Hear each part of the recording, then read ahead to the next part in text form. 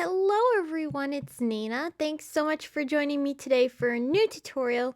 And I'm really excited because I'm going to be bringing you inspiration using the brand new Distress ink color, which is Kitsch Flamingo.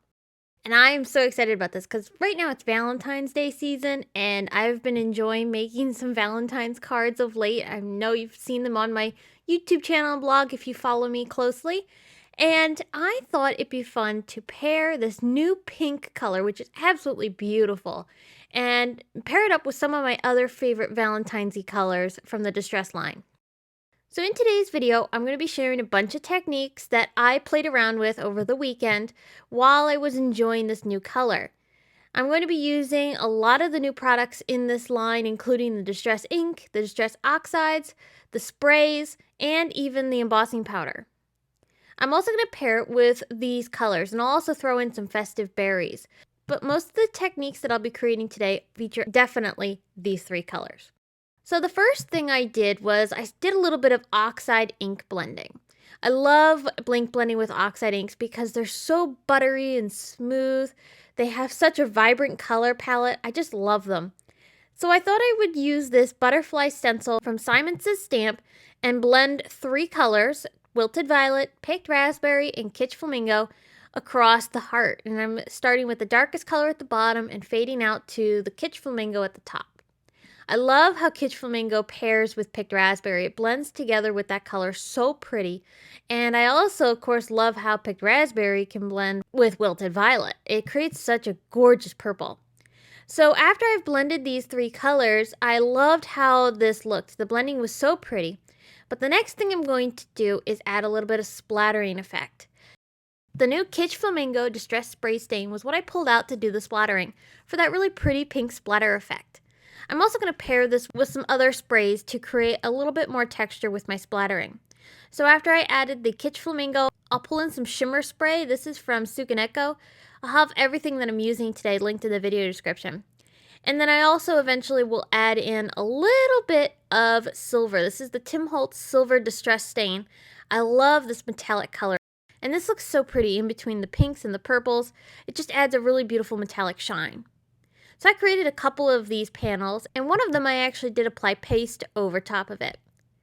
Speaking of paste, I love this giant stencil from Simon Says Stamp. This is one of their heart stencils. And this stencil, I'm going to do a little bit of glitter paste blending. So the first thing we need to do is ink blend. I love using Distress inks, not only Distress oxide inks. So this panel is going to feature Distress ink. One of the reasons why I love Distress ink over oxide inks at times is because of its translucent properties. Because this is a dye-based ink, it has a more translucent effect than the Distress oxides. So when you blend them together, they create a very different look and also new colors, whereas the oxide inks don't do that quite as well as the Distress ink. So I like being able to use both, not just one particular type of ink. Now, like I did with the oxide blending, I'm going to go from lightest to darkest down this panel. Now, as I'm working, you'll notice I'm working on the Make Art Station from Wendy Vecchi. This awesome mat is fantastic because it cleans up easily. It's made from a metal surface, and it also, because it's metal, is magnetic. So which means I can use the magnets that come with this board to be able to hold down my stencil as I work with it. I really enjoy working with ink blending on this particular surface because it's so easy to use and I don't have to use as much tape. It's a really, really useful product, and you can get this in a slightly smaller size too, not just this large 12 by 12. Alright, so my first layer of blending is done, but now it's time to add some glitter stenciling over top. And I'm going to shift the stencil so that the hearts are going to overlap offset of the ink blended hearts. So I'll reapply my magnets, and then I'll bring in my glitter paste, which happens to be from Vicki Boutin. This is a really awesome textured paste that has some beautiful holographic elements to it, some beautiful shards of sparkle. It's so pretty. I'm going to add this down with my finger because I want to control where some of the larger chunks are going, and I felt that that was easier to do with my finger rather than the palette knife. And it gets a little messy, but it washes off really, really simply, so I wasn't too worried about the mess. And it gives me a little bit more control. So I definitely would encourage you. don't get too afraid of the mess. I like being able to get messy when I need to, and gives me more control on the projects that I'm working with. Alright, so my background needs to dry. I'm going to set that aside and work on something else. I also love just to do some plain old ink blending because you can never have too many ink blended backgrounds laying around for projects. I'm actually going to end up die cutting this after I've ink blended, and I'll use it on one of my other card projects today. So I'm going to start by using oxide inks. I'm going to blend the trio of Kitsch Flamingo, Picked Raspberry, and Wilted Violet across my panel here. This is a slimline card panel. All of the blending that I've been doing today does use blending brushes. I've really enjoyed using blending brushes because they give me a little bit more control when I'm blending, and I like the application better because it doesn't provide as heavy of an application, which allows me to get more control as to how dark I want the ink. Sometimes with ink blending foams, I would find that the ink blending would get a little too dark all at once, and this lets me fade in between the colors a little bit better. So I really enjoy using the blending brushes, but you could definitely do all of these projects that I'm doing today with a blending tool rather than a brush. Just use whatever you're most comfortable with. I love adding splatters. It's one of my favorite techniques when I'm working with Distress and Distress Oxide inks. So I'll splatter some water over my project and let that dry, and it'll create some really cool water spots when it's done. Now, another technique that I haven't done in a while but truly love is ink smushing and then using microglaze to get rid of the oxidization. This technique is so much fun because you get to experiment with the fun, unpredictable effects of ink smushing, and it's going to dry differently on these alcohol ink cardstocks that I'm using today, which are a slightly glossy surface. And this is going to create a really unique effect. When the oxidization happens with the water and this Distress Oxide ink, you get this like milky effect on your project, and it's going to create a more dull finish. And typically you wouldn't want that unless you're going for that look. But if you want something beautiful and vibrant, you're going to want to have the bright, vibrant colors. Well, this is where Distress Microglaze comes into play. I love being able to use this product to reveal the gorgeous colors that are actually created by this technique. So I'm smushing in between every color that I'm using today, which is of course the same Kitsch Flamingo, Picked Raspberry, Wilted Violet, and Festive Berries. When I'm changing colors, I do dry between each layer so that I have each layer fully dried on my project so it doesn't get messed up by the next color. You can also add water splatters over top of your project if you'd like, and even throw in a little bit of Distress Oxide spray. Anything you want to add to your project, you want to make sure you add right away, because once you add the microglaze over top of this, you're not going to really be able to work with it again. Everything is going to be pretty much set. The microglaze creates a little bit of a protective film over top of your project, so you're going to end up with a project that is pretty much unmovable at the point of putting on the glaze. So here I added splatters, and I also added some Distress Oxide spray for a little bit of texture. And you'll notice as you look at the project, there's some milky looking areas, and all the colors look fairly dull. Well, now we're ready to go ahead and bring in the microglaze. So I like to apply the microglaze with a blending tool. I find this one's the most easiest application. You could use a cloth, you could even use your finger, it doesn't really matter. But I like being able to use a blending tool because it allows me to cover more areas a little bit more easily, and it's a little bit easier on my hands. So I'm going to go ahead and start blending this microglaze across my project. And as I do, you're noticing how the oxidization is getting wiped away, and instead all you're seeing is that beautiful vibrant color. So here the top half of my project has already got microglaze applied to it, and I'm working down the project, and as I do, you notice that color just gets more and more vibrant. If you have some heavy oxidization areas, you're going to want to make sure you go over them really well, maybe a couple times just to make sure you get it all off. And you're going to reveal this gorgeous, super vibrant background, which is unbelievable. I love this technique. I haven't done it in a while, and it was something that I wanted to play around with again this weekend. So I had fun mixing with my colors of Distress Oxide inks and creating some beautiful ink smushed backgrounds that I can then turn into cards.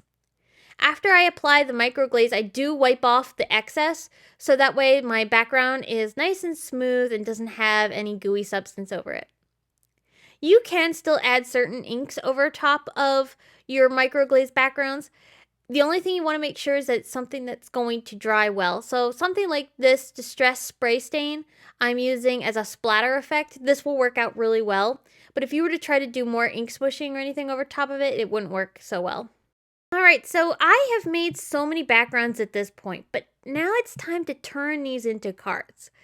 Now I'm not going to show you every single step that I took to create the cards that I ended up making with my backgrounds. However, I did want to show you a few steps that I took to make some of these. So let's start first with this adorable little card using some Simon Says stamps and one of those ink smushed backgrounds that we just worked on with the microglaze. So I have a basic rectangle die and a Simon Says stamp nested heart. I'm going to die cut this panel from these two pieces to create a panel that has a heart window. That window is going to get filled with some glitter paper, and I'm going to cut that same heart from the Simon Says stamp glitter paper so that I can nest it into the negative space that the panel has. So we're going to adhere our heart panel right down onto our A2 sized card with foam tape. The foam tape is going to give some lift off of the glitter heart that we're going to nest right here in the center. That's going to get glued straight down onto my project. Then on top of this entire card, I've added some cute cats that I colored from a Simon Says stamp set, and I also added a sentiment from one of our Simon Says stamp sentiment strips. I also used the new Heart Party die, and I did die cut it from some red foil paper to create some cute little foil hearts in the background of my card. Remember that glitter panel that we created with the fun hearts? Well, I used the Simon Says stamp rotary phone die to go ahead and use this as the focal point behind that heart panel. I layered this up onto my card.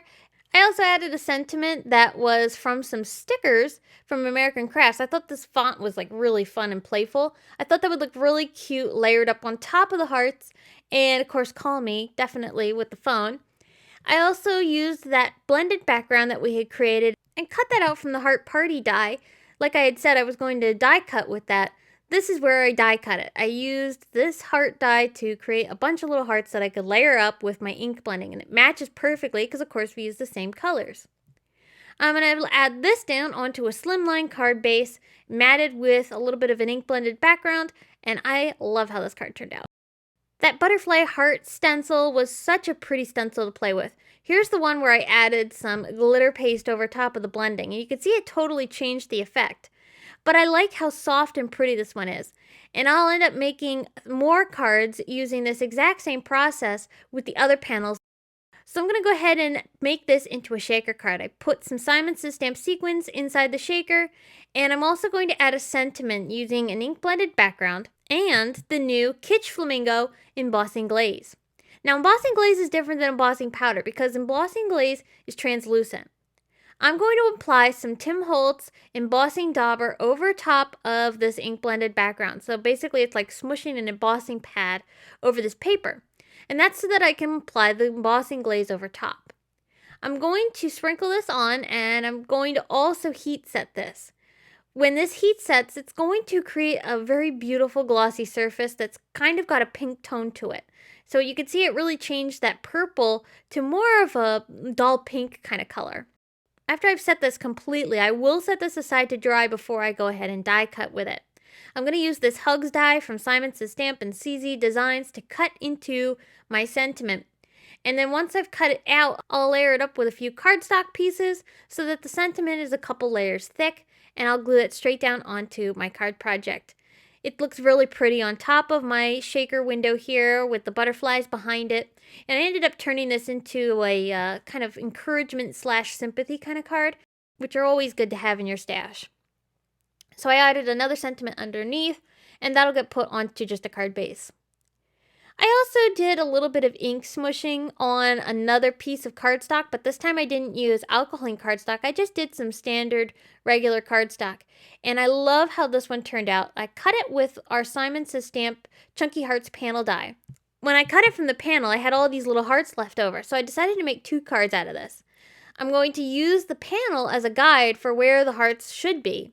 And then I'll add each one of them down with foam tape. So I'm adding them into the negative areas to make sure that they're all in the exact same place that they were when they were die cut. Makes it super easy. I'll go ahead and remove that panel, which I want to save because I'm going to turn that into a card also. And here I have this super cute little card panel that I can then add a sentiment to. I didn't end up finishing this card because, again, I ran out of time over the weekend, but I am going to be finishing these up with some sentiments. And then here's this panel here, the positive piece, which I added down onto another A2 card base using foam tape. So I ended up getting 2 cards out of one panel, which is always really fun and a great way to stretch your supplies. So I really love how these cards turned out. I love how all the cards turned out, all the backgrounds. I had so much fun just playing with ink and playing with color and creating some really unique backgrounds that I've already turned into cards, and I'll be using the other backgrounds that I didn't finish using, and I'll make more cards with those too. Well, I hope today's video has inspired you to try out some distress techniques, maybe play around with this new color. I hope you'll check it out. I have links to the new color down in the video description below, so you can go ahead and purchase it right now. It can be purchased individually, each product individually, or you can buy the whole entire set. I have links to all that down below, including all the other products that I used today. Before you go, I also want to mention that if you haven't already seen it, Tim Holtz did a Facebook Live showcasing this new Kitsch Flamingo color. It's a really great video, has so much information, so much more that I haven't already covered. So I hope you check that out too, because it's a really great learning tool to be able to see how this color can be used in so many different ways. So for further information, be sure to check that out also. I have links to that video here and over on my blog. Thanks again for tuning in. I will be back soon with more to share. Bye!